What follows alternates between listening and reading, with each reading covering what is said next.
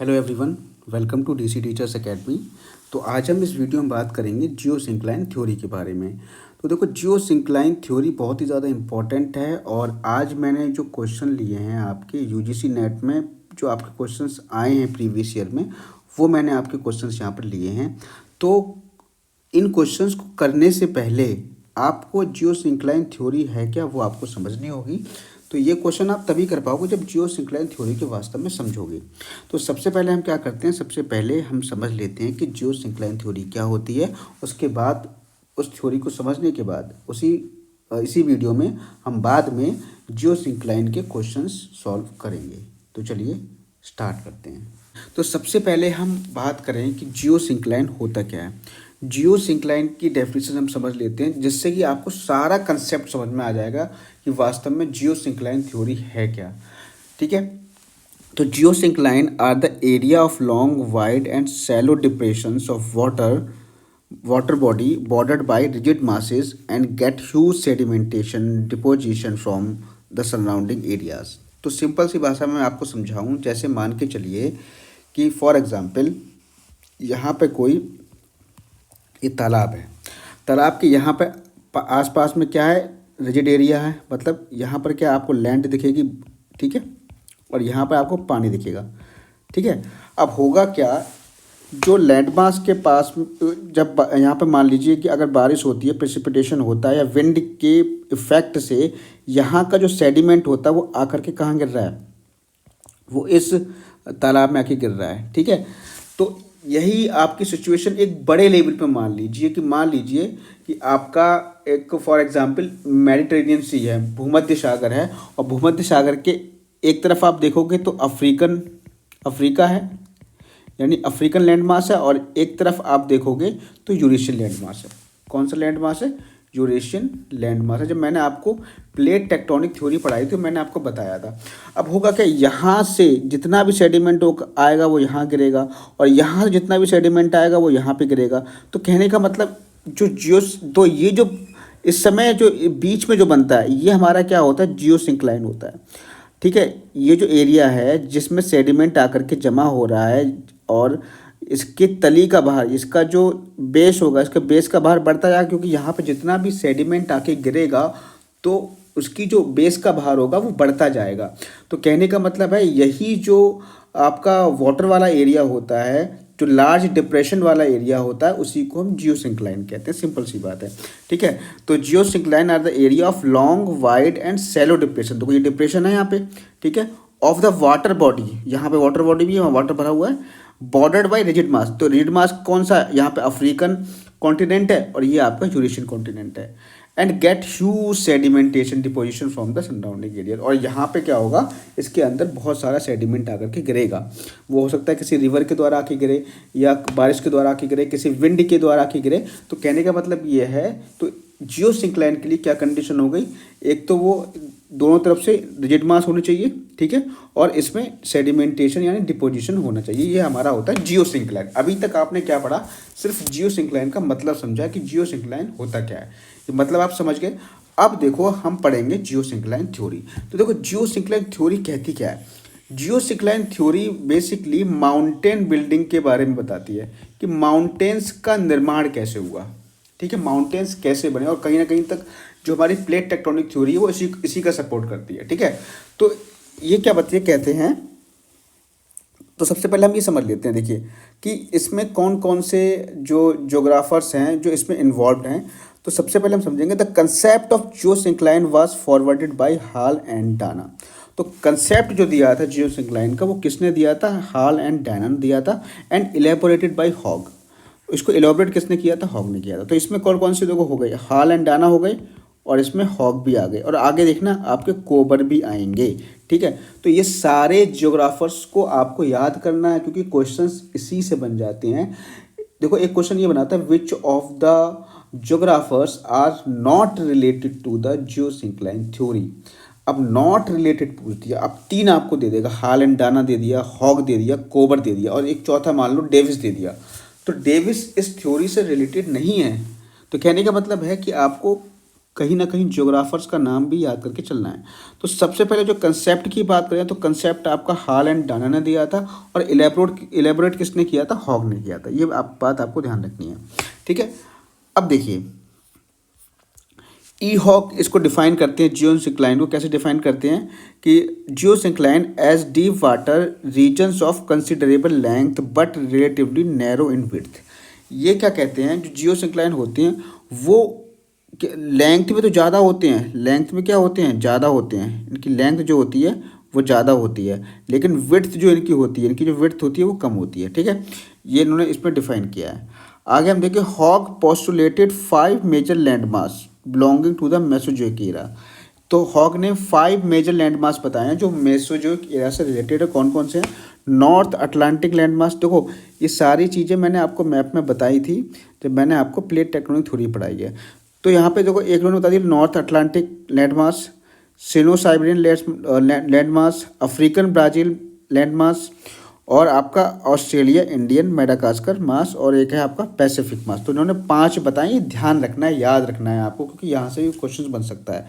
तो 5 कौन कौन से बताए हैं सबसे पहले आप देखोगे, नॉर्थ अटलांटिक मास, साइनो साइबेरियन मास, अफ्रीकन ब्राज़ील मास, ऑस्ट्रेलियन इंडियन मास और पैसिफिक मास। ये 5 मास आपको बताए हैं, ठीक है।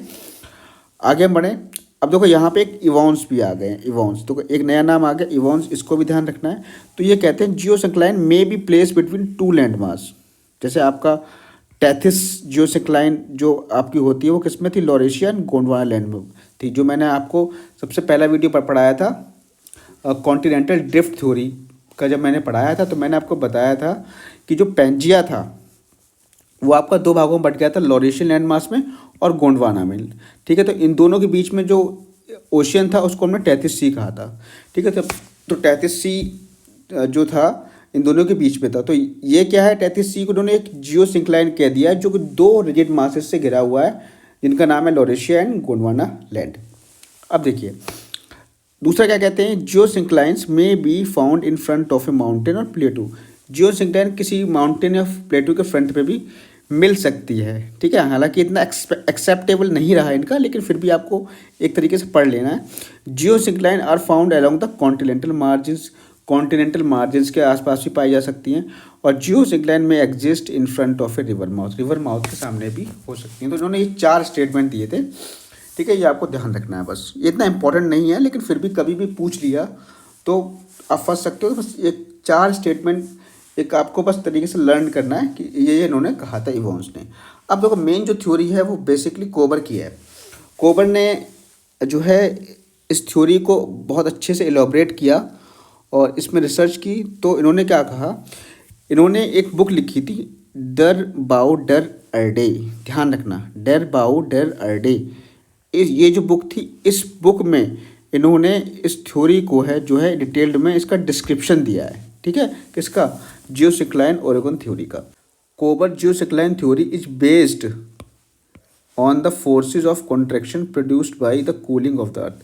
तो कोबर ये बताते हैं अपने थ्योरी में, जो इन्होंने एक फोर्स ऑफ कॉन्ट्रैक्शन बताया है कि फोर्स ऑफ कॉन्ट्रैक्शन किसके कारण लगता है, तो वो कूलिंग ऑफ द अर्थ के कारण लगता है। अब देखो अभी आपको समझ में कुछ भी नहीं आ रहा होगा क्या फोर्स ऑफ कॉन्ट्रैक्शन है, कहाँ लग रहा है, कैसे लग रहा है, क्या रिजिड मासेज है, ठीक है। इसको मैं डायग्राम से आपको समझाने वाला हूँ, ठीक। तो यहाँ पे चलो पहले समझ लेते हैं, सबसे पहले समझ लेते हैं। यहाँ पर देखिए, यहाँ पर ये आपका एक तो 2 रिजिड मास होंगे, एक तो ये लैंड वाला एरिया ये हो गया और एक ये लैंड वाला एरिया हो गया, और यहाँ पर आपका ये है बीच में कोई भी डिप्रेशन जिसमें पानी भरा हुआ है। अब इसमें क्या होगा, यहाँ पर जो भी सेडिमेंट होंगे यहाँ पे आके जमा होंगे, इसकी तली में आके जमा होंगे, तली में आके जमा होंगे, तो यहाँ पे क्या होगा, इसका सबडक्शन होगा, नीचे की तरफ जाएगा। अब देखो यहाँ पे जब नीचे की तरफ जाएगा तो एक फोर्स इस तरफ लगेगा और एक फोर्स इस तरफ लगेगा। जैसे मान के चलो आप कोई रस्सी को खींचो, रस्सी है, आप एक काम करो, आप एक सरिया ले लो और सरिया को दोनों किनारों से पकड़ लो और बीच में कोई बहुत ज़्यादा वेट टांग दो, तो बीच में सरिया क्या होगी, एक तरीके कह सकते हो कि कॉन्ट्रैक्ट होगी। जब कॉन्ट्रैक्ट हो जाएगी तो वो क्या होगा, उसके दोनों जो किनारे हैं, जैसे मान के चलो ये यहाँ पर है, अब भाई यहाँ पे आपने वेट लटका दिया, बहुत ज़्यादा वेट लटका दिया, तो होगा क्या, इसके दोनों जो पॉइंट है ए और बी, ये क्या हो जाएंगे, इस तरीके से आ जाएंगे, पास में आ जाएंगे, तो मान लो ये सी पे आपने यहाँ पे इसको लटकाया है कोई भी वेट, तो सी यहाँ पे आएगा, ए यहाँ पे होगा, बी यहाँ पे होगा। तो यहाँ पे देखो ए और बी के बीच की दूरी कितनी ज़्यादा है, यहाँ पे ए और बी के बीच की दूरी कम हो गई। तो ऐसे ही जब यहाँ पे सेडिमेंट जाएगा तो होगा क्या, ये और ये यहाँ पे पास में आएंगे। ठीक है, तो इस तरीके से उन्होंने इसको कहा है उन्होंने फोर्स ऑफ कॉन्ट्रैक्शन। ठीक है, तो geosyncline theory is based on the force of contraction produce by the cooling of the earth. तो इन्होंने ये जो फोर्स ऑफ कॉन्ट्रैक्शन है ये कूलिंग ऑफ द अर्थ के कारण भी लगता है। क्यों? क्योंकि जब अर्थ जो है कूल होती है, ठंडी होती है, तो उसके अंदर कॉन्ट्रैक्शन पैदा होता है। कोई भी चीज़ ठंडी होती है तो वो सिकुड़ती है, जब सिकुड़ती है तो वो एक दूसरे की तरफ खिंचती है। तो एक दूसरे की तरफ क्या मतलब क्या होगा, यहाँ पे फोर्स ऑफ कॉन्ट्रैक्शन लगेगा। यहाँ पे according to J Steers, Kober is definitely a constructionalist, contraction providing the motive force for the compression stress. तो उन्होंने बस यही है कि इनका जो कॉन्ट्रैक्शन जो था वो उनका उसका मोटिव क्या था कि कंप्रेशन जो कंप्रेसिव स्ट्रेस है उसको पैदा करना। ठीक है, जब कॉन्ट्रैक्शन होगा तो कंप्रेसिव स्ट्रेस लगेगा। अब देखो किस तरीके से आगे बताएंगे कि फोर्स ऑफ कॉन्ट्रैक्शन से किस तरीके से पर्वत निर्माण होता है, हम आगे पढ़ेंगे। तो बेस क्या है जियोसिंक्लाइन ओरिजिन थ्योरी का, तो इन्होंने क्या बताया था, according to Kober there are mobile zones of water in the places of present day mountains, he called mobile zones water as geosynclines. अब देखो मोबाइल जोन्स ऑफ वाटर मतलब वही चीज़ है कि यहाँ पे वाटर मूव करता रहता है, तो इसी को उन्होंने क्या कह दिया, जियोसिंक्लाइन कह दिया। चलिए अब बात करेंगे हम फेजेस ऑफ माउंटेन बिल्डिंग। देखो फेजेस ऑफ माउंटेन बिल्डिंग ये यहाँ से इम्पॉर्टेंट हो जाता है। तो उन्होंने 3 फेजेस बताई है माउंटेन बिल्डिंग की। एक तो उन्होंने बताई है लिथोजेनेसिस, और एक इन्होंने बताई है आपकी ओरोजेनेसिस, और लास्ट आपकी बताई है ग्लिप्टोजेनेसिस। इन तीनों के बारे में हम यहाँ पे चर्चा करेंगे। तो देखो लिथोजेनेसिस में क्या कहते हैं, ये बताते हैं कि this stage is characterized by the creation sedimentation and subsidence of geosyncline. तो इसमें क्या होता है, जियोसिंक्लाइन का क्रिएशन होता है, फिर इसमें सेडिमेंट जाता है और फिर उसका सब्सिडेंस भी होता है। तो इसमें तीनों चीज़ें यहाँ पर होती हैं। Geosyncline are form due to the contraction caused by the cooling process. तो ये बताते हैं कि जो जियोसिंक्लाइन है वो कैसे बनती है, जब कूलिंग प्रोसेस के कारण कॉन्ट्रैक्शन होता है तो उसी के कारण क्या होती है, जियोसिंक्लाइन बनती है। द फॉरलैंड और cratogens which border geosyncline succumb to the forces of denudation. अब देखो यहाँ पे एक चीज़ आ गई, फॉरलैंड एंड क्रेटोजन। तो फॉरलैंड एंड क्रेटोजन क्या है, तो यहाँ पे समझते हैं हम।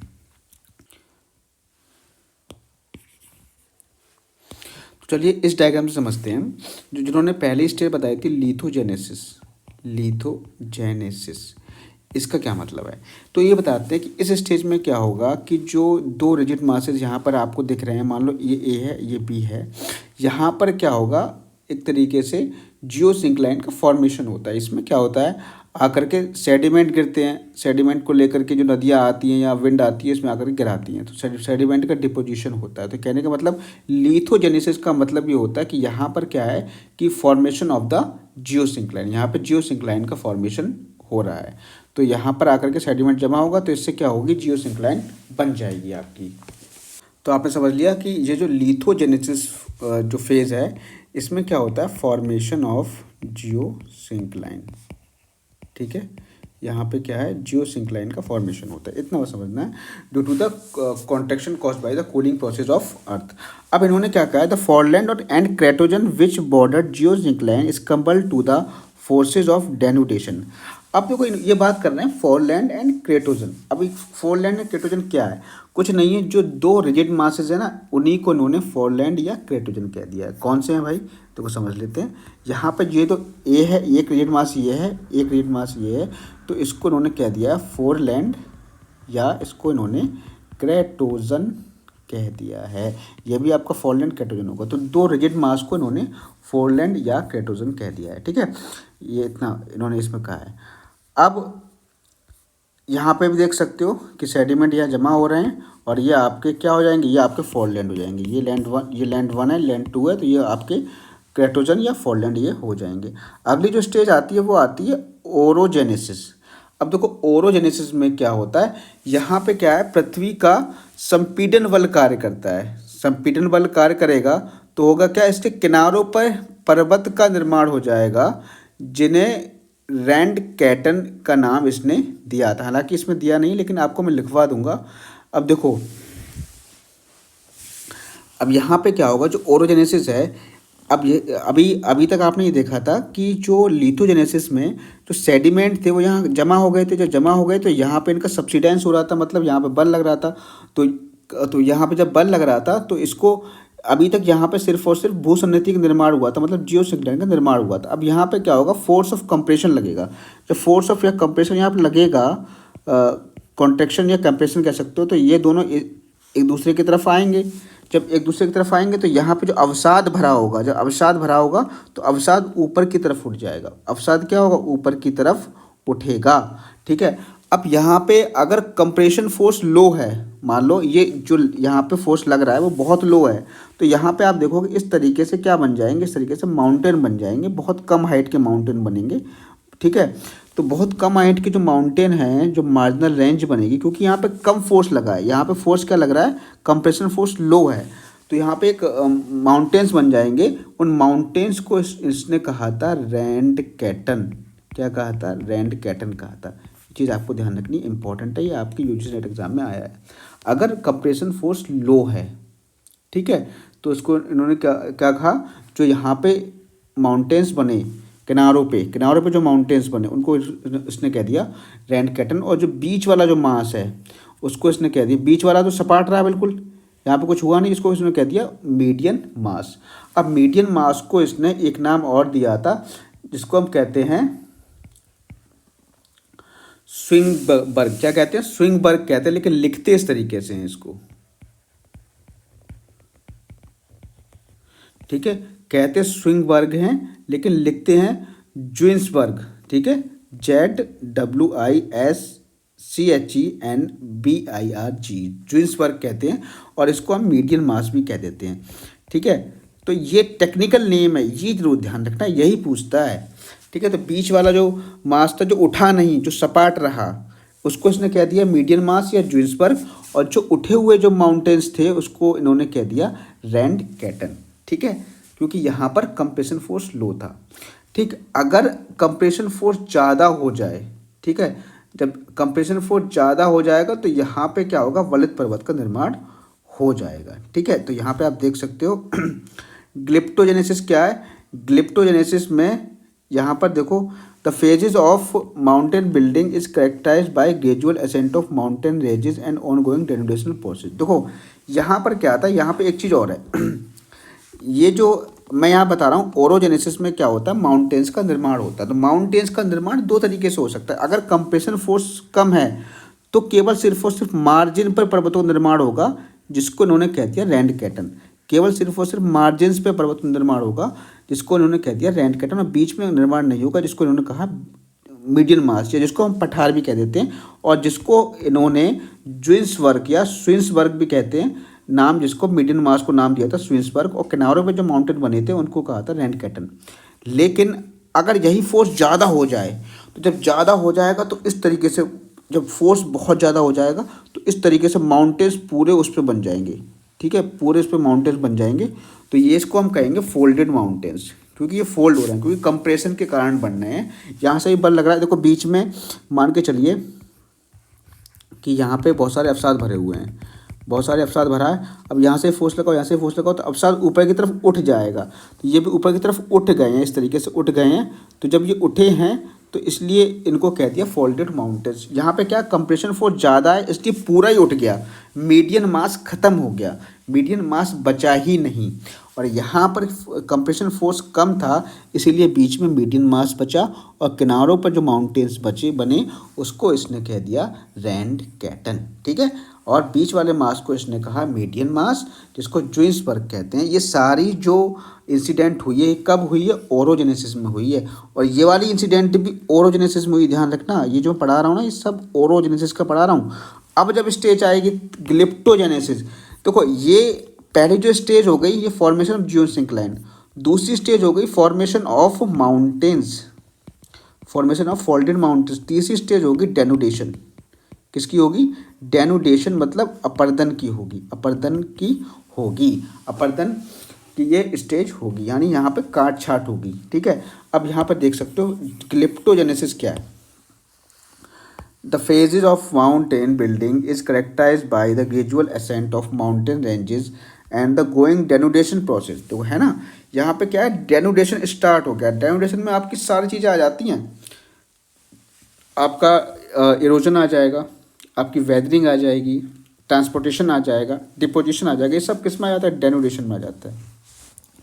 बाई नेचुरल एजेंट, मतलब इस वाली में क्या हो जाएगा, इसका अपरदन होना स्टार्ट हो जाएगा, वेदर एंड वेदरिंग और इरोजन होना इसमें स्टार्ट हो जाएगा। मतलब अब पर्वत जो बन गया है तो उसकी टूट फूट स्टार्ट हो जाएगी। तो उसको उन्होंने कहा है ग्लिप्टोजेनेसिस। तो ये तीन फेजेस थी।